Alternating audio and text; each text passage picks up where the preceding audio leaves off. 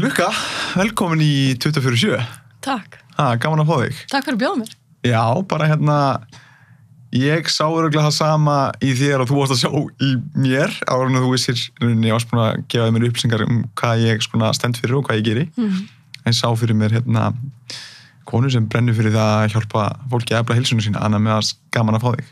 Magnað, það kom mér nefnilega óvart að fá boðfræður af því að ég þekkti ekki neitt. Ég ætti að googla þig í gær og fara að hlusta á þig. En kom mér óvart líka svona ungur upprennandi heilsu frumkvöðull skildi vita svona gamla konu sem ég. Það er gaman. Já, gaman. Það er ákveðin viðurkenning í rauninni. Já, ég er alveg upp með mér. Smá stressu líka, kom að tala svona ungu kynsluna, smá pressa. Er það challenge? Já, smá challenge.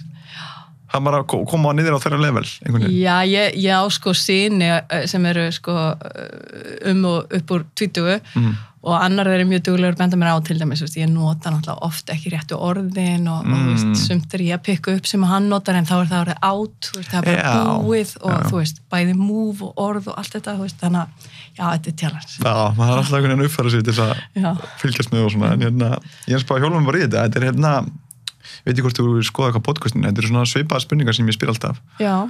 Og bara sem fer út í einhverju umræður, bara til að skoða, læra af fólki og hvaða sýn það hefur á lífið og hvað það brennur fyrir og svo að fólk sem getur hlusta getur hagnýtt eitthvað að því í sitt eigi lífandi. Það er ekki bara hjólið eitthvað í það. Bara endilega. Botnaði þetta, heilsa er. Það er hægt að tala það í marga klukkutíma, Já. Fyrstulega, því ég á erfitt með að fylgja svona reglum, þú ætlar að spyrja mig einhverja ákveðna spurningu, ég mun okkur að tvista þér eitthvað, þannig að mig langar að breyta þessu. Okay. Og segja, heilbrigði er. Heilbrigði, ok. Já, þannig að við erum alveg að halda okkur inn á sama ramma, en með örlitlu tvisti, meins að heilsa getur verið slæm, og það getur verið góð heilsa. En heilbrigði er einhvern veginn meira, það er bara, leðu segir heilbrigði, þá fer ekki að hugsa slæmt heilbrigði, það bara er heilbrigði, ekki rétt? Jú, góð punktur þér. Ok, þannig að byrjum að breyta orðinu yfir í heilbrigði. Hvað er heilbrigði?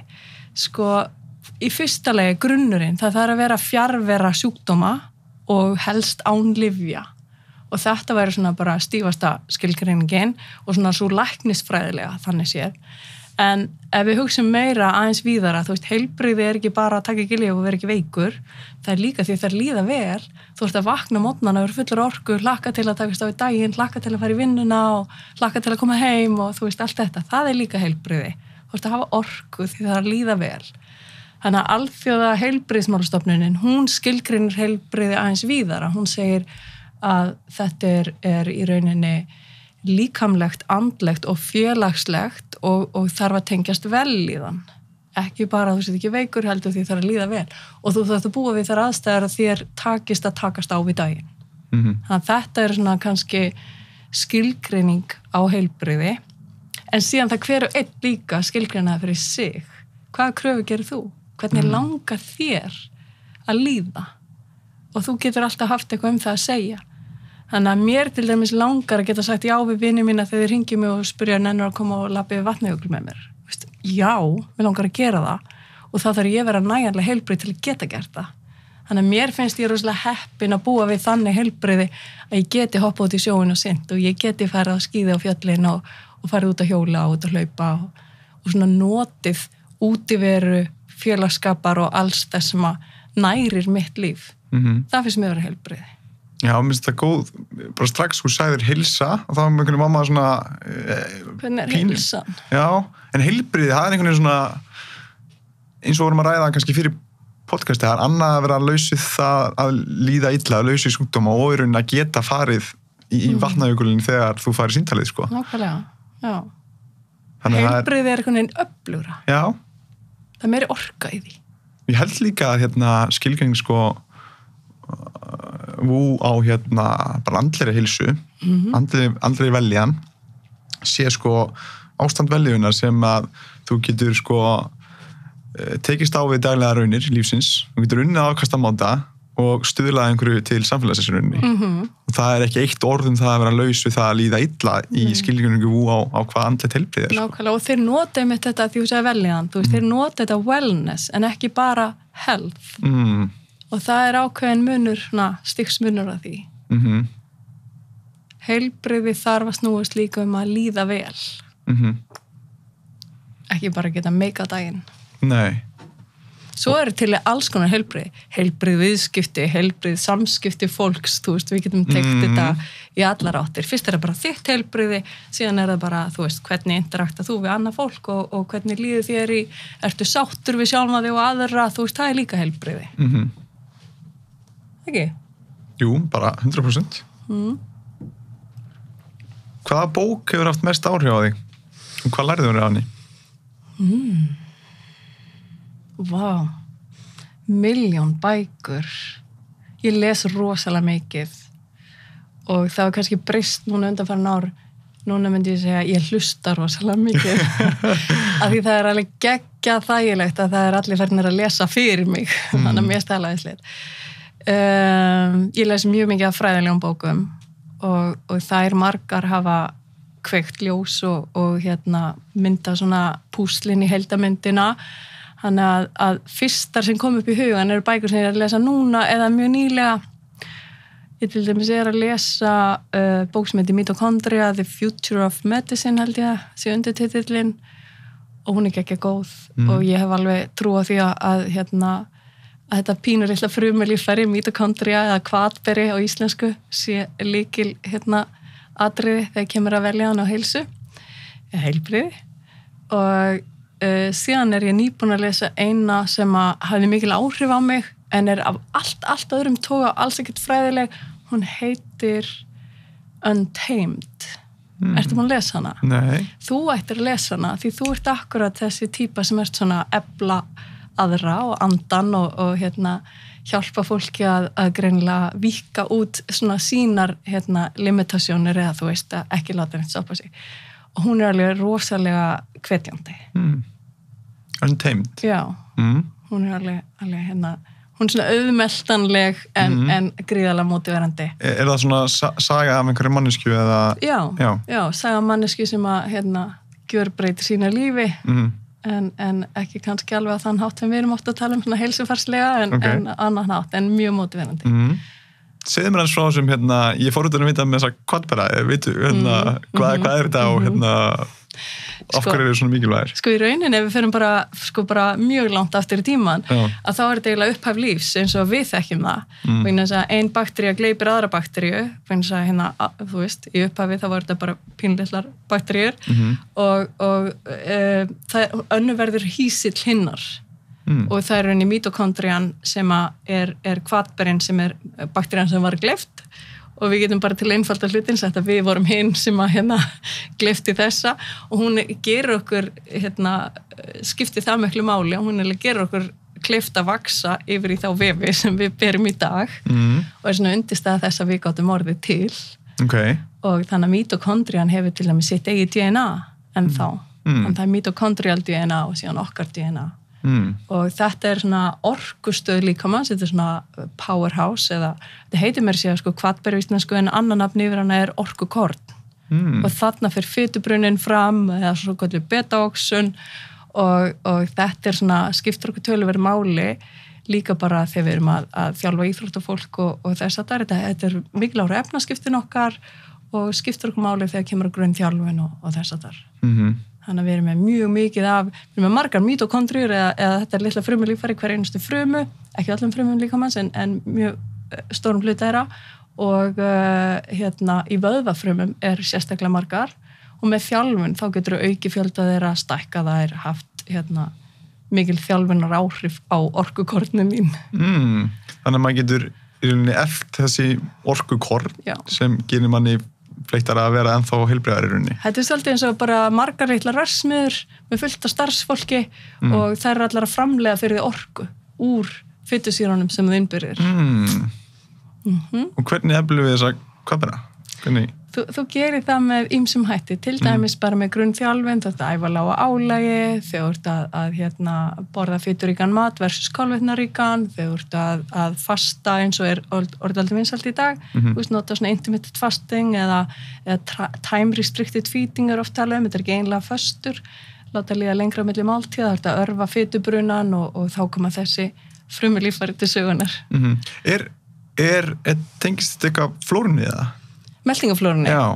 Nei, en bara frábær spurninga því að þetta einmitt, ég held að framtíð sko, læknisfræðinar, við eigum eftir að heyra þessi orð meira og meira, mitokondría skiptir mjög miklu máli, hitt emmið þá microbiome eða meltingarflóran. Þetta tvennt mun hafa alveg gríðarlega áhrif held ég á næstu árum þegar við förum að svona velta fyrir okkur nútíma sjúkdómum sem hafa mjög margir með meltinguna að gera. Já. Þannig að þetta eru ólíkir hlutir en báðir stórir og verða alveg pottþétt áberandi í næstu framtíð. Já, maður alls konar áhrif sem þetta, ég leiðun hendur bakteríur, þá var ég bara ég hlýtur að tala um magaflóruna því að eitthvað biljónir baktería og þú veist að það þarf að vera eitthvað jafnvægi hann á milli því þegar ójafnvægi þá bara tengslið einhverja andlega sjúkdóma og líkamlega ekki líkamlega heilsu og... Þetta er bara eins og bíómynd, bara átt að góðs og íls þannig í gangi í meltingaflórunni og þú ert með margfalt fleiri bakteríur í meltingaveginum heldur frumur í líkamanum þannig að þetta er eins og leigjendur hjá okkur sem að greiða gríðarlega háa leigu ef við erum með rétta leigjendur en síðan geta þið fara að skemma og gera skaða ef við erum með ranga leigjendur. Þannig að það er mjög trikki að velja rétta leigjendur. Og að velja réttu leigjendur? Já.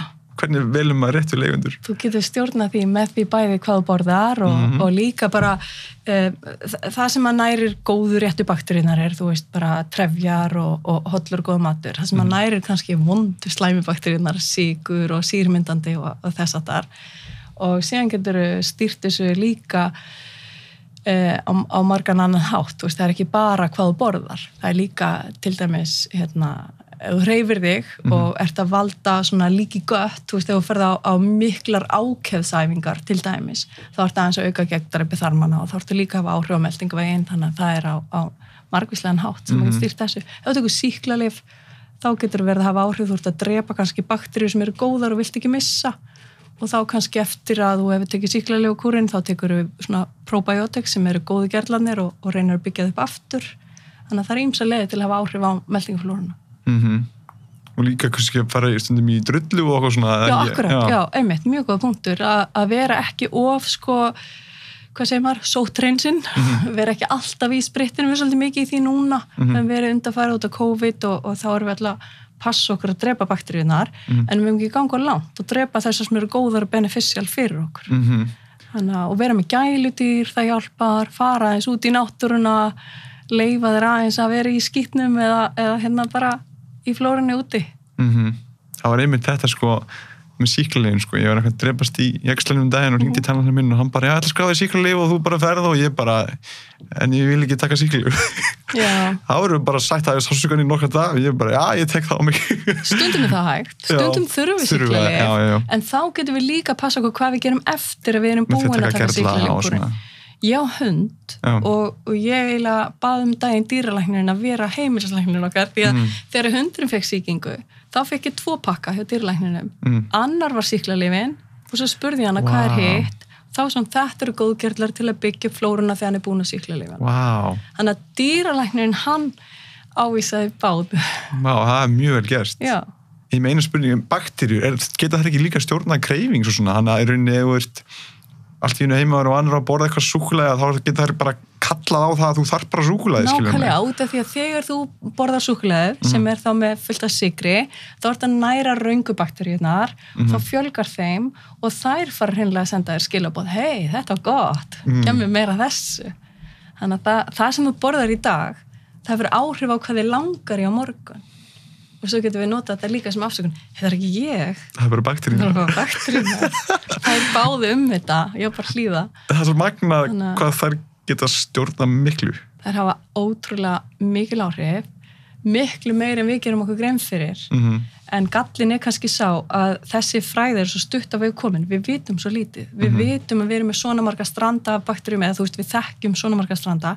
Síðan erum við, eða svona tegundir, síðan erum við kannski með miklu fleiri. Við erum bara svo nýbúin að uppgöta þetta og fræðin er svo stutt að við komin og þess vegna held ég að þetta verði eitt af stórum málunum, svona heilsumálunum í framtíðinni.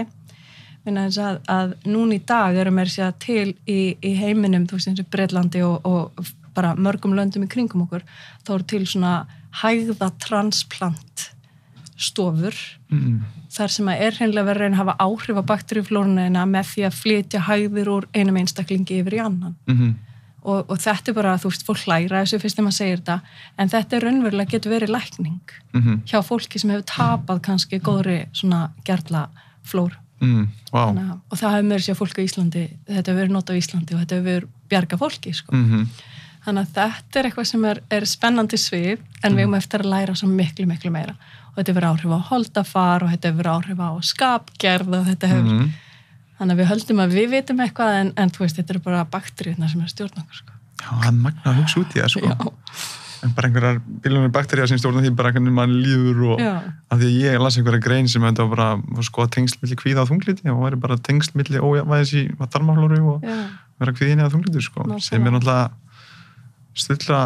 strulla að lesa, sko. En hérna... Og að þú nefnir, sko, kvíða og þunglindi, að þá getum við líka að tala um 2 sem verða líka stór í umræðinni á næstu 5-10 árum í heilsu af því þetta voru 2 M-in, mitokondría og microbiome en 2 það eru insulin resistance og inflammation.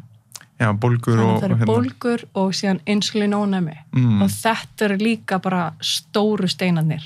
Það kemur að heilsun okkar í dag af því þetta svolítið það sem að nútíma maðurinn að glíma við.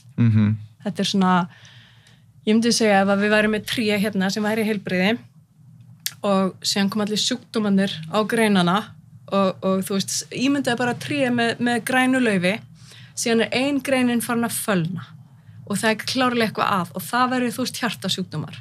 Svo getur sagt að önnur greinin væri krabbamegin og 3. greinin væri sykursýki eða liðagigt eða þú veist sjálfsánæmi sjúkdómar, við getum tekið bara alla þessa langvinnu lífstílstengdu sjúkdóma, rót vandans, sko við getum annarkvort brugðist við með því að spreyja laufin aftur græn.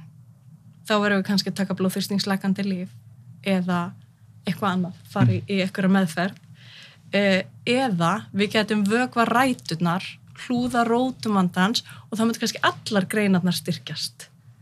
Og til lengri tíma. Af því að við myndum bara spreyja þau græn, þá, þú veist, það er bara, við erum að blekkja okkur, við erum bara að díla við einkennin.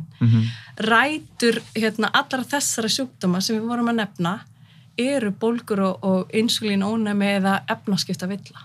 Þannig að stærsti undirliggjandi áhættuþátturinn fyrir til dæmis æðaþrengingar gæti mögulega verið insulínresistance og efnaskiptavilla, en ekki kólesteról, ofgnótt kólesteról eins og við héldum áður. Þannig að spennandi. Það ekki?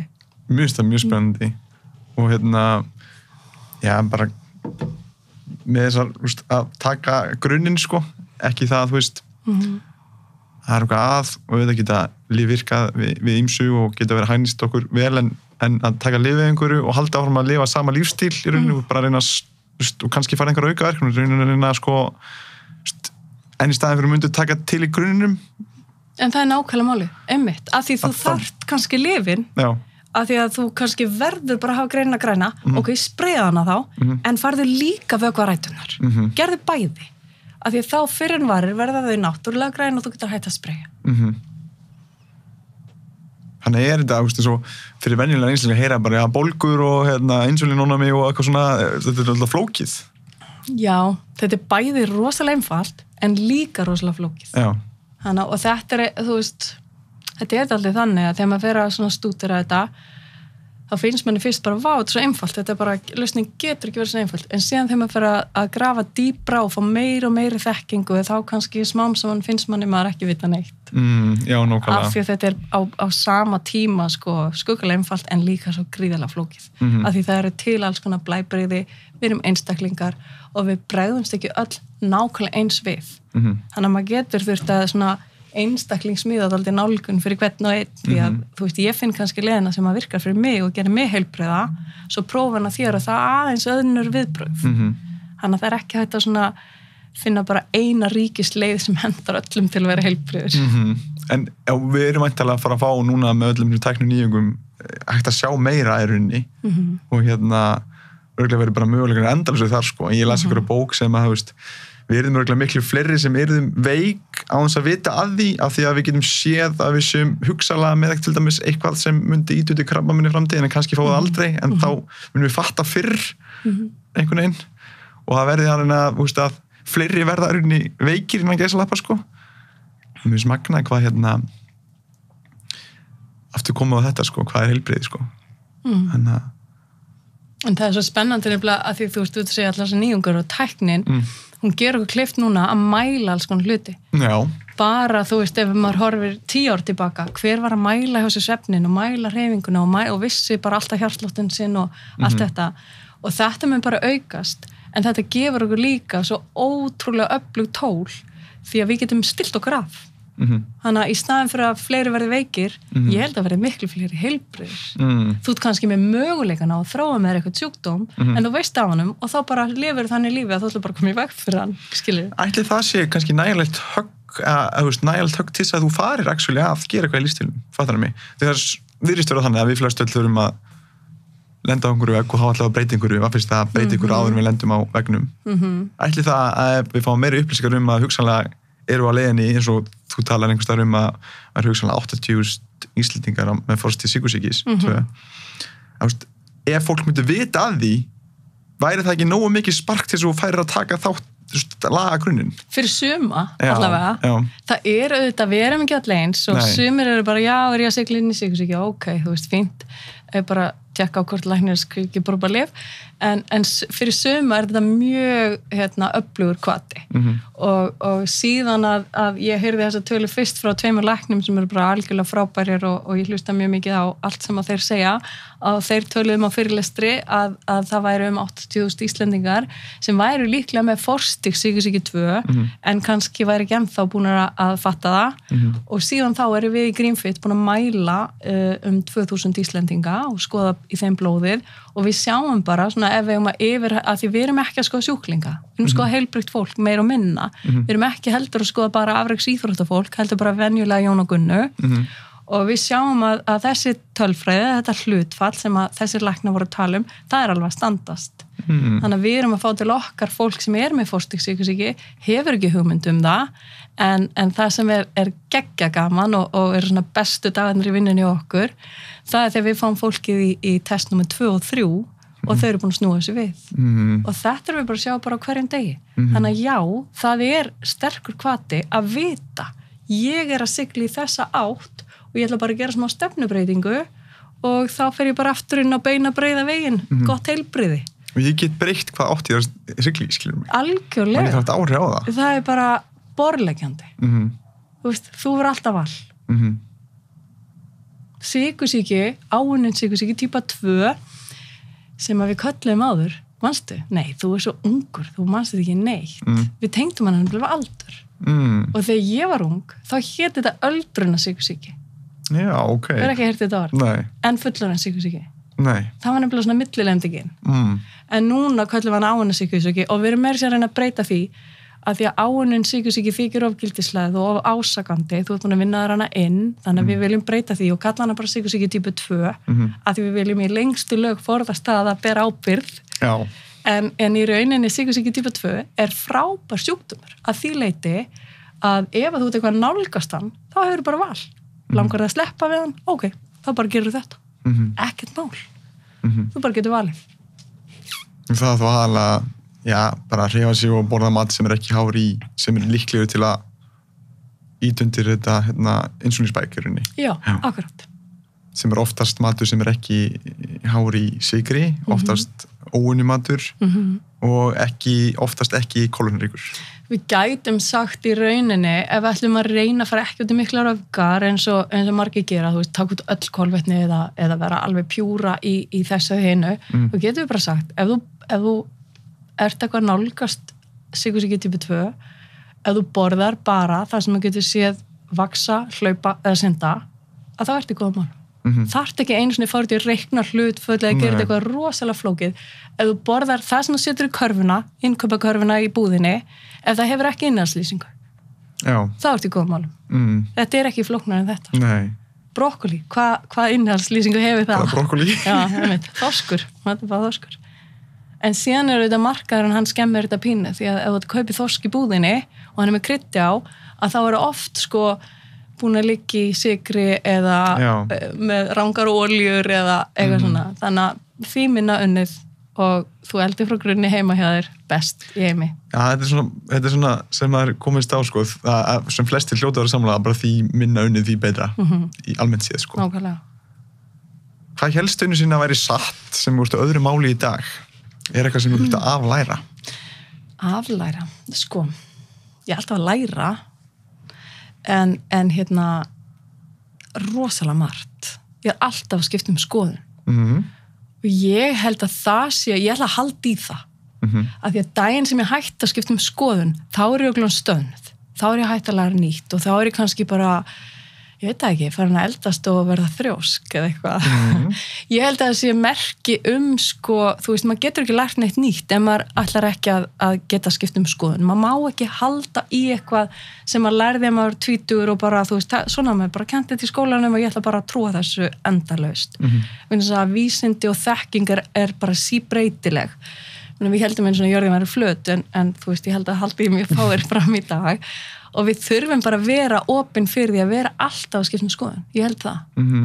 Ég fór einu sinni að hlusta á mann sem ég hef mikið álita á og hann sagði, hann er að kenna, hann er Benjamin Bigman, hann er eitt af svona átrúnaðargoðunum mínum í þessum fræðum. Hann veit meira en anskotin insulín, ég veit ekki hvort anskotin veit ekki insulín, en hann er geggjað fróður, sko. Og hann sagði, hann er að kenna við háskóla í Bandaríkjunum og hann segir við nemendurna sína, allt sem ég kenni ykkur, að helmingurinn af því, eftir 10 ár, það verður helmingurinn af því úreltur og það verður komin einhver nýríkjandi kenning. En bara gallin við að ég veit ekki hvaða helmingur, þannig að ég verður bara að læra þetta allt núna sem er kenningur. Og ég held þetta sé svolítið svoleiðis. Þú veist, til að nefna eitthvað dæmi, ef við erum að fókusa á heilsuna og sjúkdóma og hvernig við læknum þá eða komum við veg fyrir þá, að bara dæmi sem ég held að margir tengi við fyrir 10 árum síðan, þá heldum við flest að kólesteról væri stóra vandamáli þegar kemur að æðaþrengingum og töppum og slíku. En í dag vitum við að sykurinn er miklu stærri áhættu þáttur fyrir kransæðaþrengingar og þrengingar í æðakerfinu almennt heldur en kólesteról. Og þetta held ég að verða svona, fyrst þegar að þessar kenningar voru að koma að þá var mjög mikil mótspyrna frá hjartalæknum sem vissu betur og fræðingum í þessum málum. En í dag held ég að fleiri og fleiri er að átta sig á þessu og við erum að sjá fleiri og fleiri rannsóknir sem sýna okkur að það að ætla handvirkt að lækka LDL kólesteról, það er ekki að koma í veg fyrir hjartaáföllin, blóðtappana og þrengingarnar. Heldur það að draga sykri er mun öflugri leið því það lækkar þríglýseríð í blóði og það er mun vænlegri leið til árangurs að koma í veg fyrir hjartaáföll og æðaþrengingar sem er einn af svona 3 stóru sjúkdómanum og kvillunum sem að drepur Íslendinga. Þannig að við sleppum vel þetta, þá þurfum við aðeins að gíra sykurinn niður. Er það meiri, sko, er svona oljur og svona, eigur það þá kólesteról meira vaffes? Sko, oljunar... Þess var haldið að það hafi ekki meira vaffessykurinn en núna er það öfugt, eða hvernig? Nei, þetta er eiginlega meira, sko, það sem að fólk er að tala oljunar í dag og þá aðalega þessar svona gulu, grænmetsoljur eða kornoljur sem eru dálítið bólgumyndandi og það er einn af þeim þáttum sem eru áhrif á æðakerfið okkar, það getur myndast bólgur eða sár á æðaveggjónum á svona innsta lagi æðaveggjarins og þar hafa þessar oljur tölvar áhrif. Ég held þú sérst að vísi það, ef ekki. Já. Þannig að omega-6 er alltaf bólgumyndandi meðan omega-3 dregur úr bólgum og þess vegna viljum við freka borða kannski góða ólífuolju og síðan bara, þú veist, frekar íslensk smjör eða kókosolju eða eitthvað slíkt en forðast þessar svona gulu einhver segir mér forðum sko kornoljur en borðum ávaxtaoljur af því að avokado og kókos flokkast sem ávöxt en síðan eins og sólblómaolja og kanólaolja og allt þetta sem allt þetta sem við heldum en þarna ertu með dæmi eitthvað sem maður þarf að aflæra við eins og okkur var sagt fyrir 10 árum síðan við ættum að borða ISO4 og þetta er gott fyrir hjartað og eitthvað svona við heldum og það er bara þekking er alltaf barnsins tíma við heldum að þessar oljur væri betri fyrir okkur því þær eru svona fjölómettaðar við heldum að mettaðfitan væri slæm en án þess ég ætla að reyna þú veist, fara ekki út í of djúp fræði en mettaðfitan getur hækka kólesteról en kólesteról er bara ekki vandamálið LDL sem hefur verið kallað vonda kólesterólið við ætlum að hætta að kalla það vonda kólesterólið, vegna þess að það ekki vond, það eru margar tegundir LDL kólesteróli og þessar stóru flöffi léttu, það alveg góðar fyrir okkur og það það sem að mettaða fitan, hún lækkar í rauninni ranga, eða sem það að hætta að borða mettaða fitu, það lækkar ranga tegunda kólesteróli. Þannig að það raskar hlutföllunum á vondan hátt á meðan við heldum áður fyrr að það veri bara því það að lækka heildarmagn kólesteróls, við heldum að það veri gott. Þannig að þetta var ekki einhver áróður eða rang, sko, á þeim tíma voru í rauninni réttar upplýsingar miðað við þekkingu þess tíma. En núna vitum við, það eru litlu þéttu þungu LDL einingarnar sem eru verri fyrir okkur. Þær geta sest í æðaveggina. Ef þú ert komin með bólgumyndanir eða áverka á æðaveggin, þá geta þessar litlu þéttu þungu LDL einingar sest í þann áverka og fara að valda þrengingum. En það ekki mettu fita sem það sem við þurfum að taka út. Það miklu meira sykurinn og svona bólgumyndandi bæði matur og lífstíl. Mjög áhugavert og mjög áhugavert svarið til að byrja með, sko, að að vonar á þess að komist aldrei á þann stað og sér bara að segja eitthvað bara svona þetta og því að og líka, 50% sem að kenna núna bara, mun ekki vera rétt í framtíðinu, sko. En við getum histið aftur í 10 ár, þá að segja, fyrirgeðu skil segja þetta, það var rangt, það mun eitthvað af því sem við erum að segja núna, munum við hafa aðra skoðun til 5 ár. Já, ég myndi að lesa bara síðasta bók sem ég las, Think Again, hann eftir Adam Grant, það svona sálfræðingur og hann bara hvetja fólk til að endur, sko, bara venjunar sínar, sem að trúur á, hún svona aðeins reyndar svona, hún meira tengt svona sálfræði þengjandi, sko. Já, mér finnst það gaman líka. Já, og endurhugsa bara allt sem maður kannski trúur á, skoðanir sínar, vitneskjuna, staldra aðeins við og hann hvetja fólk til þess að setja bara kalendar á 6 mánaða fresti, bara endurhugsa bara, nú ætla ég að endurhugsa bara hvaða venjur eru að gera mig gott, hvaða venjur eru að gera mig slæmt, hvaða trúi ég á sem að hjálpa mér, ég byrjað að trúa okkur annað, að ég held að við eigum stöðugt að vera að læra, aflæra, endurhugsa, læra aftur, ég held að það sé rétta leiðin, sko. Já, ég sammála, ég held líka bara við eigum að vera forvitin. Við eigum alltaf að vera forvitin, hvað núna nýtt, sko, hvað að gerast og síðan hefur að fittað inn í þekkinguna sem við erum búin að mynda og að því stundum kemur eitthvað nýtt og þú veist, nei, þetta ekki, en stundum kemur eitthvað nýtt og þú bara, kveikir á perunni. Þannig að, við eigum alltaf að vera forvitin og alltaf að vera að læra eitthvað nýtt. Forvitin ótrúlega góður eiginleiki, held ég. En ég las líka eins og bók sem að fittar hann inni hjá þér, sem heitir Whatever You Think the Opposite. Já. Það líka pínu holt, að svona prófa, ég ætla að máta mig við, sko. Ég geðveitt mikið á móti því sem er að gerast núna í borgarstjórninni, ég ætla að prófa að vera alveg 100% með því.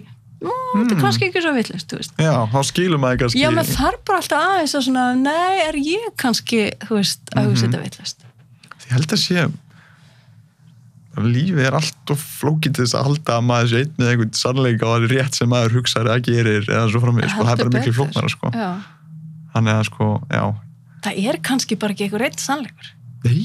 Kannski margir. Það ekki, já. Ég held það. Ég held það líka. Fyrir eftir einslingum bara. Hver helsti vendipunktur sem eru upplifað í lífinu þessa? Já, þú með svo einfalda spurningar. Það ekki, það mjög einfaldar, mjög líkt. Ég held mér finnst það oft merkilegt að hugsa eitthvað sem var ákvörðun sem tókst á ákvörðum tímapunkti í lífinu og þér fannst það ekki stór ákvörðun en þú sérð eftir á að hún gjörbreytti ykkur, þú veist.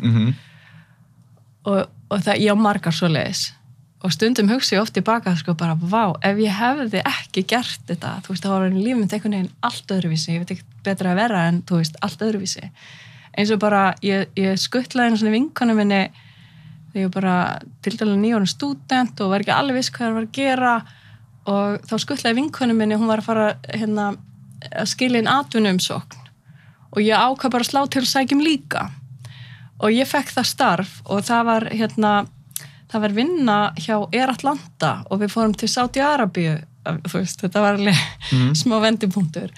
Og þar kynntist ég bæði manninu mínum og náttúrulega sem ég á börnin með og síðan bara supergóðum vinum sem eru bara eins og sískinu mín í dagnastíð, þeir eru svo náin mér og ég hugsa bara, vá, ef að hún hefði ekki verið að sækja vinnuna þá hefði ég örugglega aldrei gert það því ég var að keyra hana og þarna var þetta svona spontant eitthvað en hafði alveg gríðarlega mikil áhrif á mitt líf þannig að ég hefði farið ykkur alltaf rátt ef ég hefði ekki hendin þessari atvinnuumsókn þó ég hefði brunað í 1 ár að þá var það alveg vendipunktur í mínu lífi þannig sé en ég held samt að ég eigi meira að vendi fólki getur maður sagt það? Já, vendi fólki ég held að ég vendi manneskjur í mínu lífi því ég er svona frekar hrifnæm og stundum áhrifagjarn og stundum hafa vorið miklu vendipunktar í mínu lífi bara því ég hrifst af okkur manneskju ákveð já, frábært, gerum það þú veist, af því þú stakst upp að því bara eins og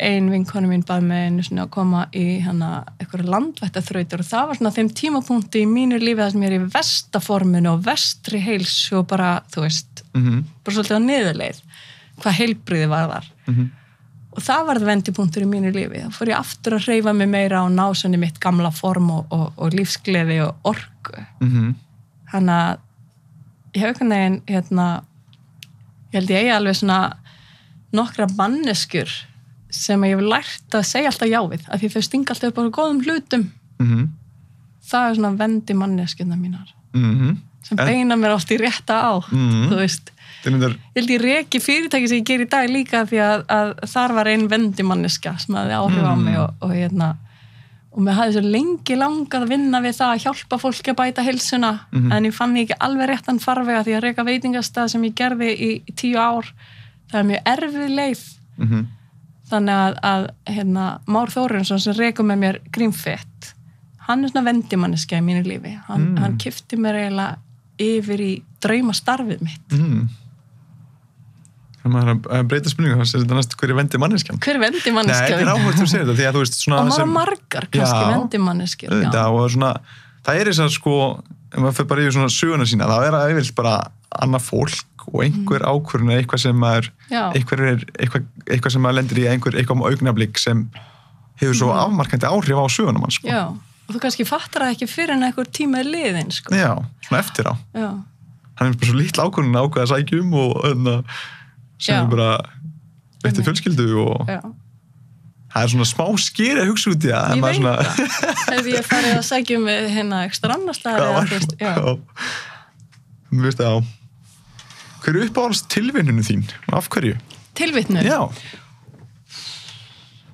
Ég man ekkert svona Ertu að meina eitthvað svona setningu svona eitthvað Já Skæti verið eitthvað sem Jú, ég veit alveg hvað er uppáhalds tilvinnun Heilsar ekki heppni Heilsar ekki heppni? Árangur er ekki tilviljun Heilsar ekki heppni, árangur er ekki tilviljun Já, þetta er bara slagurinn okkur á Greenfit í dag en þau eru þetta valinn sem slagur af því við trúum á þau við vitum bara að heilsa er ekki heppni við erum búin að sjá það margoft fólk kemur inn, það er statt hérna leiðum við mælum það, segjum já þú ert 7, langar að vera 10 þá gerur þetta, svo kemur það og það er 10, þú veist, þetta er bara við sjáum þetta dag eftir dag, aftur og aftur og þeir sem að bóka seinni skoðunina en er ekki orðinni 10 að þeir, eða þú veist ekki, þeir eru ekki búin að breyta neini að þau ringja oft og segja, herri, ég ætla aðeins að fresta tímanum þannig að við sjáum það, já, ég held að þetta séu uppáhaldstilvitnunina mínar í dag að þetta er ekki heppni eða tilviljun, þú hefur áhrif þú hefur rosalega áhrif á þitt eigið líf Menið þið gruna kannski? Já, ég held að margir ég held að þið grunaði samt alveg það hafi verið áhrif það ekki? Jú, ég held að Þú ert alveg búin að átta það því Já Og það er geggjað að vera búin að átta sig á því svona ungu Hvað ertu eiginlega gammal? 28 28, það er geggjað Þannig að þú ert að vera að breyta lífi margra Já, ég vona það Nógan tíma Það, klálega Svo þú lifir svona heilbrigðu lífi það verður lágmarki 120 ára Já En þú hefur fullt af tíma Vá, hvað mun ég gera eftir? Þú ert alveg 92 eftir Já Það er, ég ánægði með það og get bara, vonandi geti bara labbaði upp vatnajökulinn bara þangað til jól Já, líka þegar maður er svona heilbrigður eins og þú og er búin að átta sig á þessum hlutum svona snemma og það er erfiðara fyrir okkur sem áttuðum okkur seinna á þessu að því við þurfum að svona reversa þennan skada sem við vorum búin að gera þegar við vorum ung Vist, ég lifði bara McDonald's og ís og eitthvað og grillum samlokum og svona framan af en þú er svo ungur hann að þú mynd lifa svo rosalega lengi og nú er ég búin að tapa þræðinu og ég man ekkert hvað ætlaði að segja. Nei, en hægt að mæla hérna, nú veit maður að maður getur mælt hérna hver aldurmanns og hver svona líffræðilegur aldurmanns eða ekki eitthvað sliðis. Hann gæti orðið verið yngri eða eldri en þú ert. Það er að mæla heldur en árin segja. En það er einmitt eins og Kári Stefáns, það er búið að vera í fréttum síðustu vikunar, ég veit ekki hvort þú tekið eftir, að hann geti spáð fyrir dauðafólk, sem ekki séð það. Og þá er hann að nota, þú veist, ákveðin prótín sem mæla í blóði og álagspróf og handstyrk og svona til að meta. En þetta er við nákvæmlega að gera á Greenfit, nema við ætlum ekki að spá fyrir dauðin, við ætlum að hjálpa að lifa lengur og lifa heilbrigðara. Og já, ég man hvað ég ætla að segja á þann, það kemur alltaf, sko, að þú sem ætlar að lifa svona lengi til 120, þú ætlar nefnilega líka, þegar dauðin kemur, dauðin er eitthvað sem við viljum ekki tala hann svo leiðilegur, en það er allt í lagi að spá aðeins í hann og tala hann, eins og við þurfum að plana hann. Þegar hann kemur, þegar þú ert 120 ára, sko, daginn áður, þá ferð þú golfring eða hjólar eða ferð á skíði eða eitthvað svona, að því hann á að koma þegar hann loksins kemur, frekar snögglega og þú átt bæði að vera sko nýbúin að njóta dagsins í ykkur sporti og hafa gaman og eins og eitt sagði við mig sem kom í viðtaltíminn í gær að fara yfir heilsufarsniðurstöðun sínar, hann sagði þegar döðin kemur þá ég verið búin að eyða síðustu krónunum minni.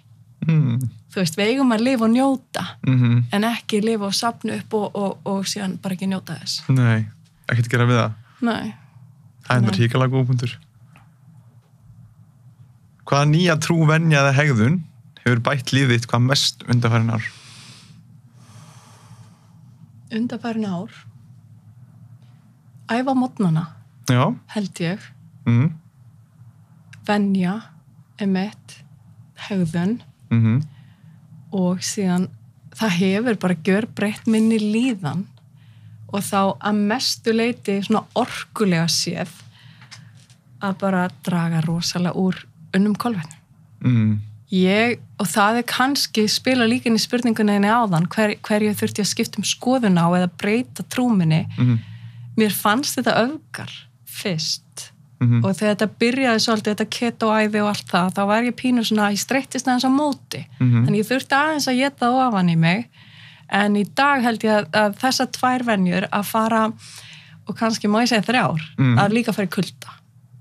Fara í sjóin, æfa morgnana, draga kolvetnum, gjörbreytt minni líðan.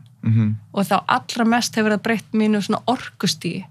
Fyrir þessar breytingar, þá var ég ofta að koma heim á vinnunni, ég var bara svona, má ég fara í síman og para saman 3 gula, 3 græna, þú veist, eitthvað svona alveg mindless og bara, þú veist, ég bara komst ekki fram á sófanum eftir vinnudaginn, ég kannski stóð með alveg í vinnunni en svo er ég bara búin á því.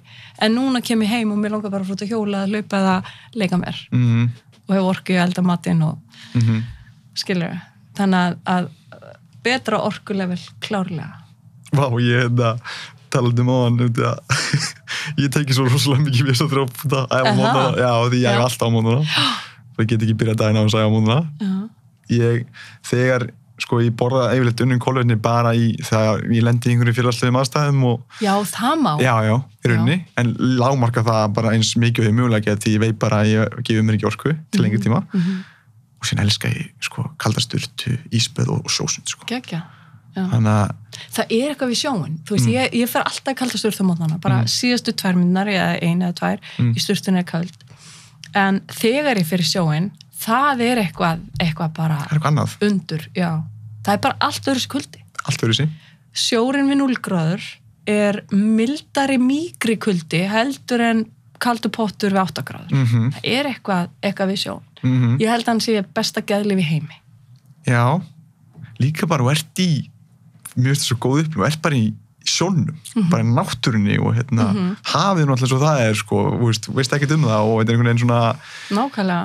Mér finnst þetta best í myrkri á veturna, stjörnubjartur himinn, það er bara eitthvað geggjað. Og þá er maður bara svona, maður er eins og lítil krakki, maður horfir á hvern annan og segir bara, fá hvað erum heppin að geta gert þetta. Þetta er alveg, þetta er bara undur. Og hvað unnur kolvetni, þá ertu aðalega að tala um bara, þú veist, brauð, kornflex, þú veist, hvað eru að tala um? Sko það sem er bara alveg út úr mínu lífi og mér dettur aldrei í hug, er einmitt þetta. Þú veist, kornflex, ég veit ekki hvað þetta er og brauð bara næstu því aldrei, pasta, allt þetta. Já. þú veist, en ég segi brauðnast ég aldrei, ég borða pítsu og þá sérstaklega þú veist, systir mín og mágur gera bestu pítsur í heimi og hjá þeim föstudagur pizzakvöld og ég borða stundum pizza með þeim og hún geggjuð og þá nýti ég hana bara í botn og þú veist, ekkert mál en á svona venjulegum degi brauð ekki partur af mínu lífi en ég á alveg mína svona punkta sem ég bara ekki tilbúin að skilja alveg við eins og bara gott súkkulaði þú veist, ég mun aldrei skilja fullkomna við súkkulaði eða súkkulaði rúsinur þannig að þú veist, við verðum öll, þú veist, við getum ekki verið fullkomin Nei. Og ég segi eins og þú veist, ef ég svona í þannig félagskap að þá, en þetta bara eins og með áfengi þú veist, þú notar það stundum en þú ætlar ekki að hafa part af þín líf á hverjum einasta degi og í hverju máltíð. Nei, nákvæmlega. Þannig að þetta snýst svolítið þennan balans, held ég. Já, ég held að margir sko, eigi erfitt með þennan balans sko, aðsinn sko að en það bakteríunum að kenna, manstu? Já. Og þess vegna snýst þetta að slökkva á þeim þannig að þú getur þá valið þetta endrum og eins en ef þú stattur þar að bakteríuna þínar að garga á þetta eða blóðsykurinn, það alveg sama hvað ástæð við notum, kannski ertu bara með mjög hátt insulín og þá ertu með allt öðru þessi efnaskipti þá ertu ekkert mjög mikið hæfur í fitubruna og þá kemur mitokondrían og hvatberinn aftur inn, hann ekki nógu öflugur, hann kann ekki alveg að nýta fituna vel sem orkugjafi, frumurnar þínar ekki alveg þar og þá þarf þetta að þjálfa þetta upp þess að þegar þú ert búin að þjálfa þetta upp þá getur þú bara farið í pizzapartí með vinunum og það bara hefur engin áhrif á þig þú veist, þú nýtur þess, líður pínu illa eftir nýti næsta dag, þá bara í lengri æfingu að þú veist, að gera eitthvað frábært og síðan þú bara back on track Já, og ef við tökum himpólinn sko, þessum sko að þú ert, að líka þetta sko því að fólk kannski hættu að fara all-in, það alveg pláss fyrir súkkulaði, það pláss fyrir pítsu á föstudegi í góðum tíma, það þarf ekki alltaf, ég átti tímabil sem ég var bara, ég rankaði bara heilsunum mína ofan félagslega tengst, þannig að ég var í félagslega tengslum var ég bara, ég þarf að fara að sofa, eða bara, ég kom með salat, það var pítsa. En þá ætlum við að muna eftir skilgreininguna heilbrigði, sem líka félagsleg. Nákvæmlega, þannig að, þú veist, hver segir að það sé ekki, þú veist, jafn mikill sem sýnir, eins og með bara, skortar í félagslegum tengslum, bara álíka eins og reykja 15 sígarettur á dag eða eitthvað rannsókn sýndi það. Þannig að ég held að margir strögglega við þann part líka sko, sem eru svona skvíðu fyrir félagslegum aðstæðum af því að þú veist, þau þurfa að fara En það er alveg eins og þegar maður að læra eitthvað nýtt, þá verður maður svolítið upptekin af nýju vitneskjunni og þá tekur maður svolítið mikið all in, en síðan finnur maður eitthvað mildan jafnvægi, þú veist, mildilegt jafnvægi. Algjörlega. Ímyndaði þér að það var ekki hægt að dæma þig og þú gætir þetta frá einni skoðun sem gæti verið túlkuð sem óvinsæl af öðrum. Hver væri svo óvinsæl skoðun? Sko, líf mitt hefur verið fullt af óvinsælum skoðunum. Held ég, eða allavega, þú veist, já, ég held það. Af því ég, einhvern veginn, mér finnst einhvern veginn ekkert erfitt að synda móti í strömmnum ef maður bara hlustar á hvað finnst mér eða hvað segir mitt hjarta og segir bara það en ég hef ekkert verið mjög kannski hlýðin og ekkert alltaf fallið í fjöldan með skoðanum mínar en þannig að ég veit ekki, ég held ég hafa alltaf tíð alltaf verið að segja eitthvað sem ekkert alveg vinsælt, eins og það ekkert vinsælt að segja fólki að þurfa að breyta lífstílum og taka ábyrgð á heilsunni sinni, það miklu vinsælt að segja bara, hérna bara tablan og þetta verður ekkert mál og þú bara tekur hana þannig að þú veist, þetta óvinsælt fyrir 10 árum síðan þegar ég var að reyna að segja fólki að gæti haft áhrif á sjúkdóminn sem er mataræði, þá fekk ég líka yfir mig bara drull, þú veist, hún bara eitthvað gúgú í haustum, heldur hún geti læknað sjúkdóma með mat en í dag þetta orðið svolítið, held ég, margir hafa tekið á móti þessari hugmynd og við vitum alveg að þetta virkar, lífstíllinn virkar. En ef í dag, bara með við það sem er í gangi í samfélaginu núna, að velja einhverju svona óvinsæla skoðun og þú ætlar að gefa mér algjörlega vernd, enginn mun dæma mig fyrir það. Nei. Okay. Þá held ég sko að ég veist að tala félagslega tengslu þetta hvað þetta er mikilvægt og þetta er félagslega einangrun hættulegur en að reykja eða eitthvað, sagður ég það ekki að þá held ég sko viðbröð okkur COVID hafi verið rétt ákveðnuleiti en gríðarlega röng á öðru leiti vegna þess að hvað hefur einkennt þetta ár hjá mörgum og þá sérstaklega hjá kannski viðkvæmum hópum eins og ungu fólki eða öldruðu fólki eða einhverjum sem ekki alveg í svona mesta kjarnanum, sko. Það hefur einmitt verið félagslega einangrun, hræðsla, ótti, ekki mikil snerting. Mannleg snerting eitt mest læknandi afl í heimi og við höfum svolítið tekið hann í burtu og mikil sótthreinsun, það bitnar á þarmaflórunni til dæmis. Áhyggjur og þess að þar. Við höfum verið í rauninni allt árið 2020 og fyrir hluta árs 2021 að þá hafa viðbröðin okkar einkennst af einhver sem veikir ónæmiskerfið. Það sem við ættum að vera að gera og við þurfum að horfa fram á veginn og læra af þessu og gera það næst af því þetta er ekki síðasta veiran í heiminum, sko. Að þá eigum við í rauninni að efla félagslega tengst. Við eigum að fara í útiveru, náttúruna, skítinn, þú veist, eins og við talum á þann, efla flóruna, allt þetta.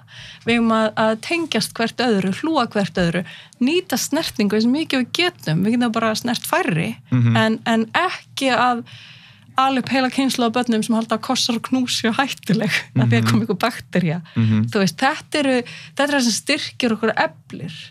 Þannig að ég held að þess að grímur og spritt hafi gert minna fyrir okkur en við höldum og ég held að það að fara heima baka og horfa á sjónvarpið og þetta sé ekki alveg réttu viðbröðum. Ég held að við ættum að ýta undir, þú veist, förum öll út og gerum allt sem við getum til að styrkja okkur. Því eftir allt, sprauta bólusetning eða ekki, að þá er það ónæmiskerfið okkar sem þarf að tækla þessa veiru eða hvaða aðra veiru eða bakteríu sem verður að vegi okkar.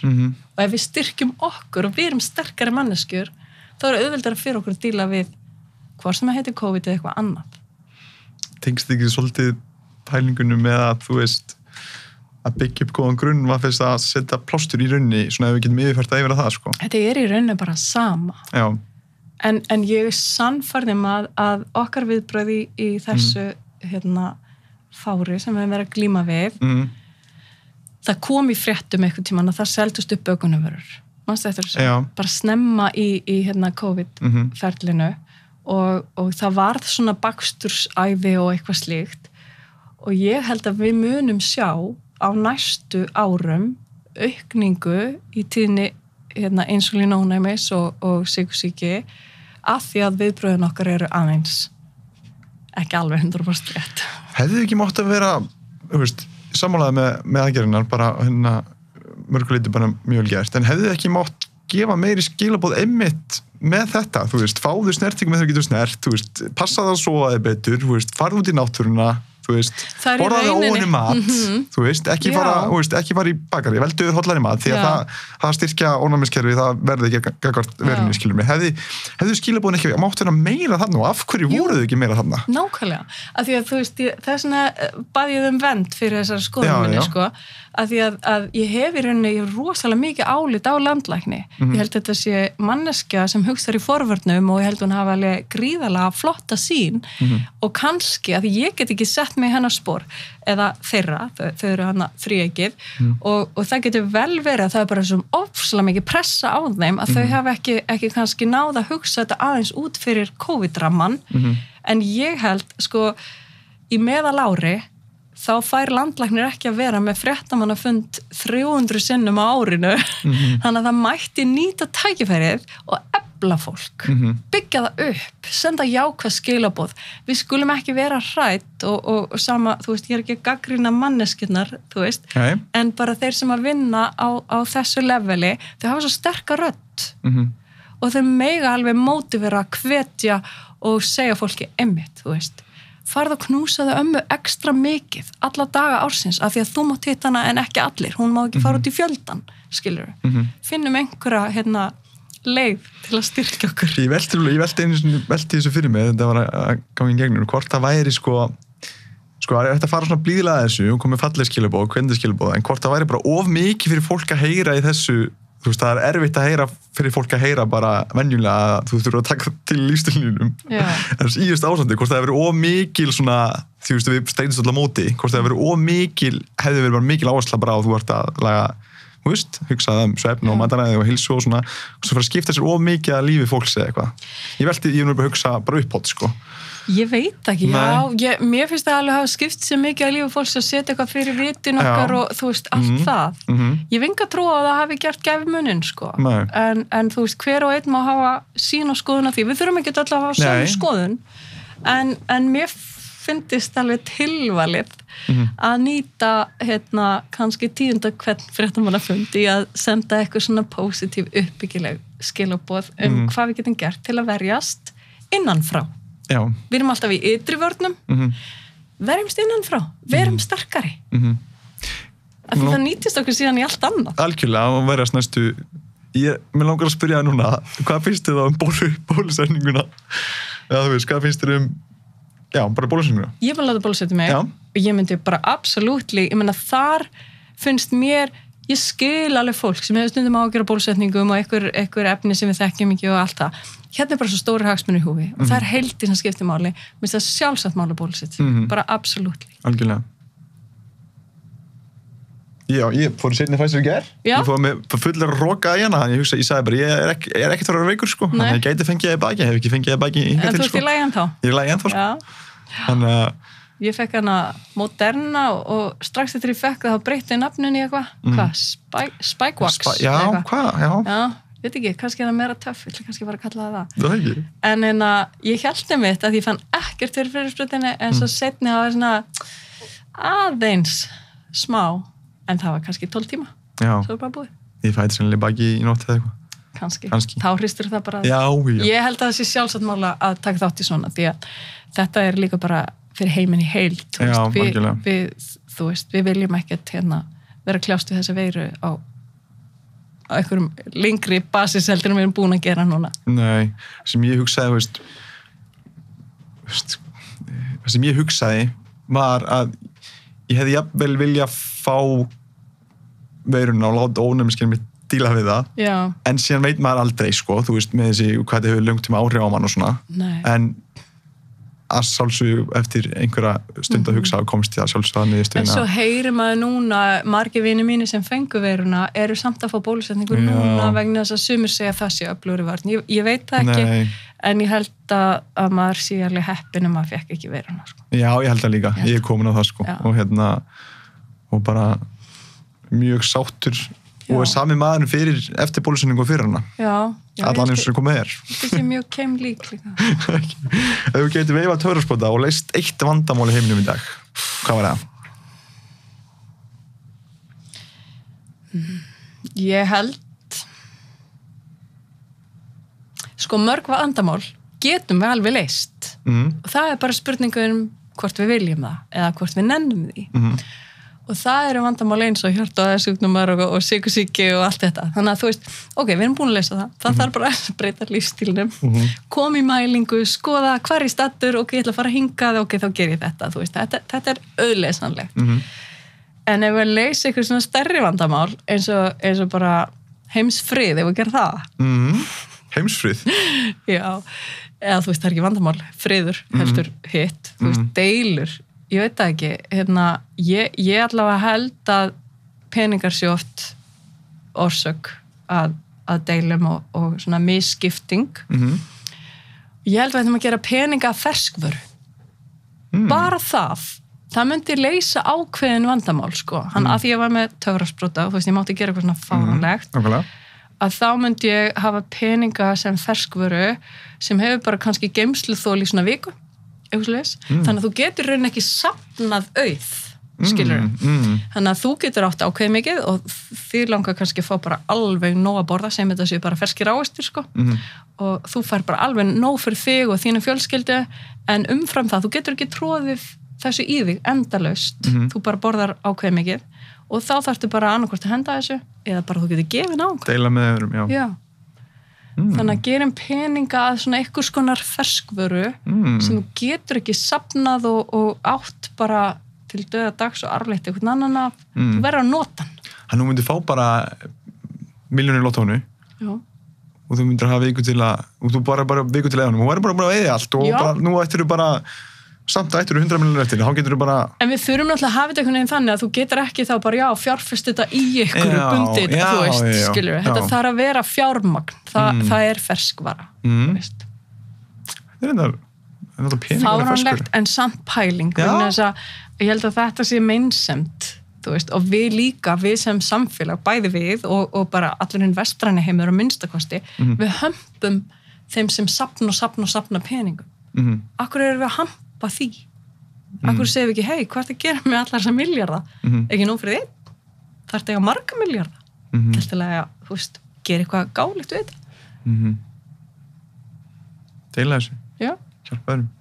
Eða komið sér vinna eitthvað staðar, eða þú veist, bara, skilur ekki safna bara einhverju tölu á einhverjum reikningi eða í verðbréfum eða hlutabrjöfum eða, þú veist, hvað auðvitað myndi heimurinn, við þurfum að finna einhverja betri leið en bara að gera þetta ferskvöru því að fyrirtækin þurfa að ganga og svo framvegis en einhvern veginn þurfa að finna einhverja svona kreatíva leið þannig að allur yfir heimsins safnist ekki örfáar hendur vegna þess að það er bara ekki gott fyrir neitt. Nei. Engan.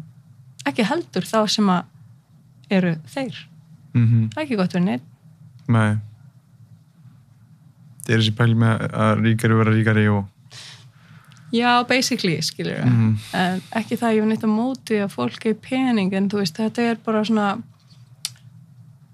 undirrót þegar kemur að, þú veist, öllu sem við erum að glíma við annað en, þú veist, veikindi og heilsa og þetta, þá erum við að tala þú veist, hluti eins og bara stríð og hryðjuverk og þetta. Já, algjörlega. Það er alltaf óánægja með kjör eða óánægja með aðstæður eða eitthvað sem að er svona undirrótin. Síðast spurning. Ef þú mætti koma einungis með einu skilaboði framfæri út lífið til annar einslinga, hver væru sú skilaboð? Það myndi halda bara á Miklubrautina á veggspjaldi bara allan daginn, bara, þú veist, hvað myndi standa hana? Sko, eitt sem ég hef lært að því að nú er ég án 50 og ég held að það sé hálfleikur ég alveg 50 góð ára eftir þú ætlar 120, ég ger bara kröfum 100 sko.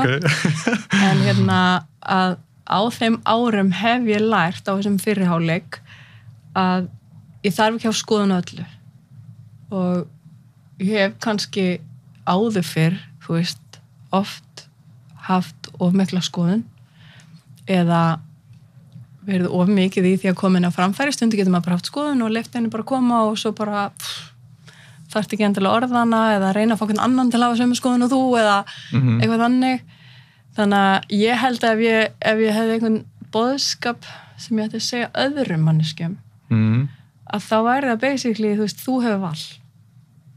Þú hefur alltaf val. Alveg sama hvar þú stattur, þá hefur val. Þú ert að skrifa þín eigin ævisögu. Það er engin annar skrifana og með þessu vali færðu líka ábyrgð. Þannig að þú berð ábyrgð á þínu lífi og þinni ævisögu. Við fáum mismunandi verkefni. Ég verð rosalega heppin, þannig að það er auðvelt fyrir mig að segja þetta. Já, þetta er rosalega easy, þú hefur val og þú veist, ég hef þú hendur og fætur og þú veist, mér líður vel og ég hef allt til alls. Ég hef heilbrigði og get gert það sem ég langar. En það er líka því ég vinn fyrir því. Þannig að við höfum alltaf val og ef lífi færir þér eitthvað verkefni, lífi færir öllum verkefni. Allir fá eitthvað. Sumir eru að glíma við eitthvað sem flokkast sem andlegt, aðrir líkamlegt og þú veist, fjárhagslegt og hvað eina. En við höfum alltaf val. Ég er alveg sama hvar þú stattur, þú hefur áhrif. Og þú berð ábyrgð. Þú stjórnar þínu lífi.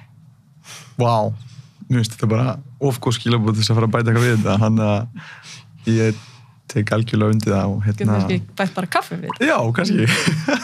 En Luka, bara takk kærlega fyrir að gefa tíma til að koma og spjalla.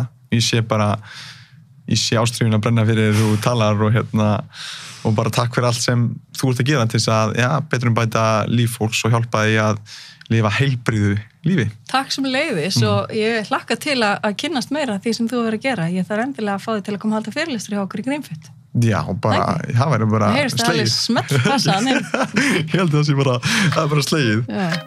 Takk hérlega. Takk.